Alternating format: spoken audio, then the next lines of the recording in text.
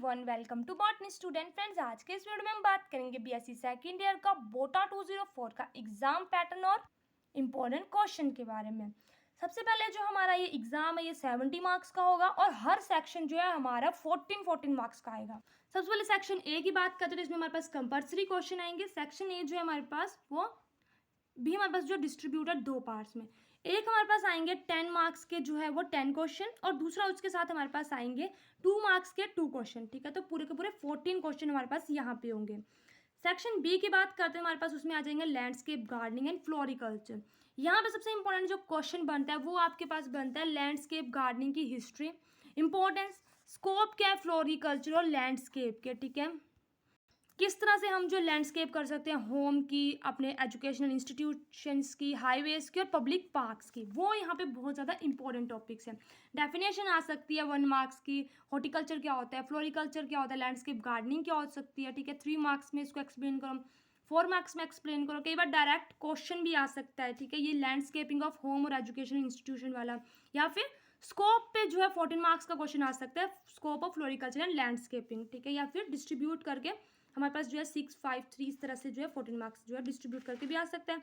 दूसरा इसमें जो है हमारे पास आता है गार्डनिंग ऑपरेशन। इन दोनों में जो है चॉइस आती है, या तो आप इसको अच्छे से कर लो या इसको। गार्डनिंग ऑपरेशन में हमारे पास जो है सॉइल लेयरिंग, मैन्योरिंग, वाटरिंग कैसे करते हैं। ठीक है, जो भी हमारे पास मैनेजमेंट है, लाइक पेस्ट और डिजीज से हम कैसे बचाते हैं, सॉइल स्टेरिलाइजेशन कैसे करते हैं, सीड सोविंग, ठीक है, मल्चिंग, प्रूनिंग, क्रॉपिंग, ये सब हमारे पास 14 और 15 गार्डनिंग ऑपरेशन है। ये सब पे क्वेश्चन आ सकते हैं और यहाँ तक कि कई बार गार्डनिंग टूल्स पे क्वेश्चन आ सकते हैं 1 मार्क्स की, इसको क्या बोलते हैं और इसको कैसे यूज करते हैं, कहाँ पे उसका यूज है। ठीक है, तो हमारे पास या तो डायरेक्ट क्वेश्चन आ जाएगा गार्डनिंग ऑपरेशन पे 14 मार्क्स का, जिसमें आपको 5-10 चीजें लिखनी है, और कई बार जो डिस्ट्रीब्यूट करके भी आ सकता है। तो इन दोनों में से आपको चॉइस है। तो यहाँ पे हमारे पास जो है वो 14 मार्क्स सेक्शन बी हो गया। सेक्शन सी की बात करें तो इसमें हमारे पास garden design, principle, type of feature आते हैं। इसमें हमारे पास जो है वो सबसे पहले आता है प्रिंसिपल और element of garden design, formal और इनफॉर्मल गार्डन के कौन कौन से हैं। ठीक है, इसमें सबसे ज्यादा Japanese type garden, Mughal garden, इनके ऊपर क्वेश्चन आ जाते हैं। ठीक है, और फीचर क्या है किसी गार्डन के हमारे पास, और कुछ फेमस गार्डन इंडिया के पूछेंगे कि जापानीज गार्डन लिखो 2 से 3 जो इंडिया में है, मुगल गार्डन्स कौन कौन से हमारे पास। टॉपिक ये काफ़ी ज़्यादा इजी है। ठीक है, क्योंकि स्किल की बुक है। और दूसरी तरफ हमारे पास जो है प्रोपगेशन ऑफ गार्डन प्लांट्स है, किस तरह से हम जो है सेक्सुअल और वेजिटेटिव मेथड से उसको प्रोपगेट कर सकते हैं, और role of plant growth regulators, इसमें हार्मोन्स वाला टॉपिक भी ऐड होता है। यहाँ पे भी हमारे पास चॉइस है। इसके अलावा हमारे पास जो डायरेक्ट क्वेश्चन भी डाल सकते हैं वो कि जापानीज गार्डन के बारे में लिखो, जापानीज की क्या फीचर है। सबसे इंपॉर्टेंट जो क्वेश्चन आता है बार बार वो यहाँ पे ये आता है कि जापानीज गार्डन में उनकी क्या फीचर्स है, वो बाकियों से किस तरह से अलग होते हैं, और 2 या 3 जापानीज गार्डन के बारे में लिखो, या फिर मुगल गार्डन जो है बाकी गार्डन से किस तरह से अलग होते हैं उसके बारे में लिखो और उसके फीचर्स लिखो। या तो डायरेक्ट 14 मार्क्स का क्वेश्चन आएगा या डिस्ट्रीब्यूट करके, दोनों में से आ सकता है। ठीक है, तो दोनों में से हमारे पास चॉइस आती है। सेक्शन डी की बात करते हैं, इसमें हमारे पास ऑर्नामेंटल प्लांट्स आते हैं। एक ही यूनिट है, ठीक है, 14 मार्क्स के, जिसमें हमारे पास जो है वो 2, 2, 4, 4 इस तरह से डिस्ट्रीब्यूट करके जो है वो फ्लावरिंग एनुअल्स पे क्वेश्चन आ सकता है, हर्बेशियस पेनिनियल्स पे, शर्ब्स, क्लिम्बर, ऑर्नामेंटल ट्रीज पे क्वेश्चन आ जाता है, बल्बस प्लांट पे, पाम और साइकर्स पे क्वेश्चन आ जाता है, पॉटेड प्लांट, इंडोर गार्डनिंग और बोनसाई। बोनसाई एक ऐसा टॉपिक है जो कि काफ़ी ज़्यादा इंपॉर्टेंट है। इस पे जो है आपका 1 मार्क्स में जो कंपल्सरी क्वेश्चन है, या फिर जो हमारे पास कंपल्सरी क्वेश्चन में बी पार्ट होता है जहाँ पे 2 मार्क्स का क्वेश्चन है, वहाँ भी आ सकता है।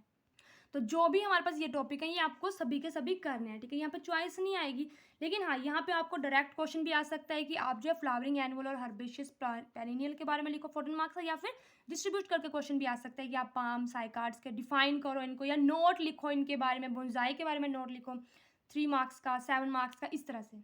अब नेक्स्ट है हमारे पास सेक्शन ई, जिसमें हमारे पास कमर्शियल फ्लोरिकल्चर आया जाता है और पोस्ट हार्वेस्टिंग मैनेजमेंट आती है।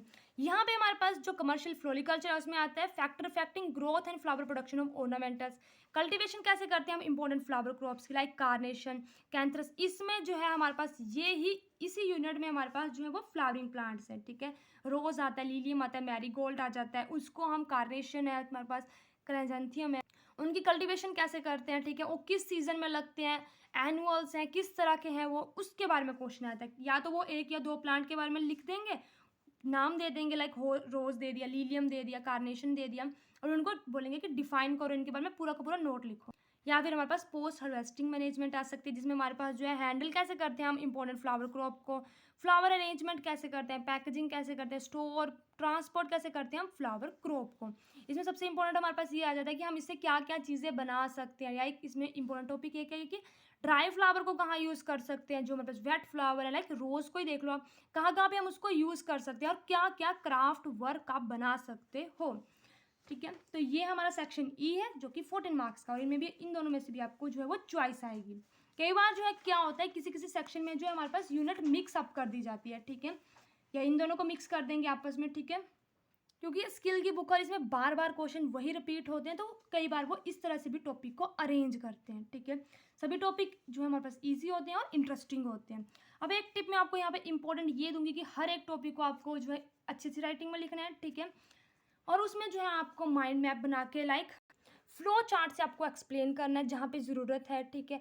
और आपको जैसे हमारे पास जो है वो ऑर्नामेंटल प्लांट्स की बात करें तो ऑर्नामेंटल प्लांट में अगर हमारे पास जो है वो बड़ा क्वेश्चन आता है 14 मार्क्स का और एक छोटा क्वेश्चन आता है जिसमें हमारे पास जो है बोनसाई आ जाता है, इंडोर गार्डनिंग, पॉटेड प्लांट आ जाता है, तो उसको अटेम्प्ट करने में आप ज़्यादा जो है वो फोकस कीजिएगा, क्योंकि जो 14 मार्क्स का क्वेश्चन होता है, होते दोनों क्वेश्चन ईजी है, जब आपको दोनों क्वेश्चन आते हैं उस टाइम पे आपको ऐसी चॉइस बनती है कि यार अब कौन सा करें, 14 वाला करें तो एक ही क्वेश्चन करना है, और अगर हमने जो डिस्ट्रीब्यूटेड मार्क्स वाला लाइक जहाँ पे हमारे पास 6, 5, 3 इस तरह से मार्क्स डिस्ट्रीब्यूट है वो करें। जब आप डिस्ट्रीब्यूटेड मार्क्स वाला क्वेश्चन करते हैं तो वहाँ से आपको स्कोरिंग के चांस बड़े ज़्यादा बढ़ जाते हैं, और एज़ कम्पेयर टू अगर आप 14 मार्क्स का क्वेश्चन डायरेक्ट करोगे तो उससे आपको क्या होगा, उससे आप जितनी मर्जी कोशिश कर लो आप 14 मार्क्स तक का मटेरियल नहीं सोच सकते हैं, ठीक है, बहुत ज़्यादा डिफिकल्ट हो जाता है। हाँ, अगर आपने जो है कंटिन्यूसली प्रैक्टिस की है 5-10 बार तो आप 14 मार्क्स के क्वेश्चन को ईजिली अटैम्प्ट कर सकते हैं, क्योंकि हमारे पास जब हम दूसरी बुक्स करते हैं, ठीक है, लाइक बॉटनी की ले लें, प्लांट एनाटोमी ले लें, प्लांट फिजियोलॉजी ले लें, उसमें हमारे पास जो है 10 मार्क्स से बड़ा कोई भी क्वेश्चन नहीं आता, बड़े क्वेश्चन नहीं आते, लेकिन बड़े क्वेश्चन कहाँ पे आते हैं, स्किल की बुक में आते हैं। तो यहाँ पे ये चीज़ें थोड़ी सी ध्यान रखने वाली हैं, ठीक है। इसी के साथ हमारी वीडियो कंप्लीट होती है। आई होप आपको मेरी वीडियो अच्छी लगी हो। अगर आपको इस वीडियो से रिलेटेड या इस बुक से जो हमारे पास गार्डनिंग है फ्लोरिकल्चर से रिलेटेड कोई भी टॉपिक समझ ना आए तो आप जो है हमारी प्लेलिस्ट गार्डनिंग फ्लोरिकल्चर पे जाके देख सकते हैं। मैंने सभी के सभी टॉपिक्स पे वीडियो जो है अपलोड किए। अगर आपको मेरी वीडियो अच्छी लगी तो प्लीज़ मेरी वीडियो को लाइक करें, चैनल को सब्सक्राइब करें। Thank you.